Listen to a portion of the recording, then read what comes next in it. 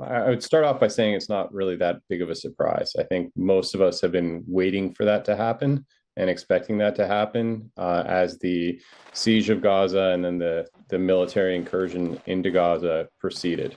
The move to recall all diplomats for consultation back in South Africa may be the prequel to something bigger. I think the remarks that were made in the aftermath of that decision were that they need to determine whether or not they can sustain this relationship.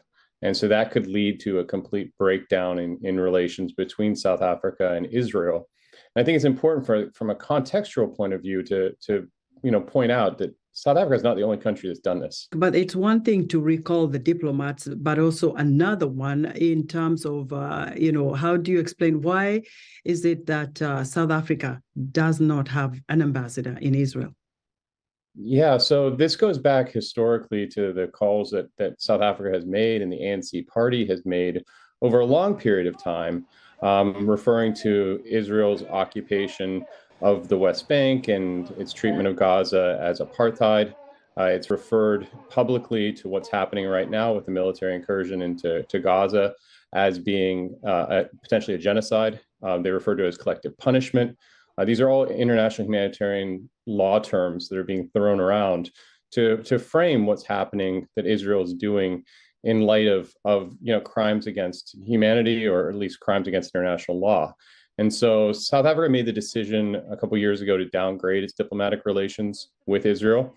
I think it's important to point out that Israel still has an ambassador in South Africa, though. What happened with Hamas to what's happening on the ground right now in Gaza, what the Israelis are trying to do is to get everybody to go back to the beginning and try to paint this as, what we need to be focused on is that Hamas committed a terrorist attack. And that's what they're trying to do with that statement.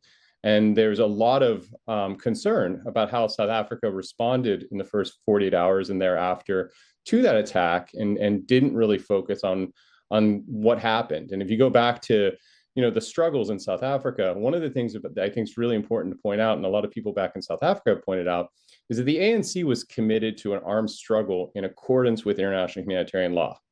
And that is an important historical precedent.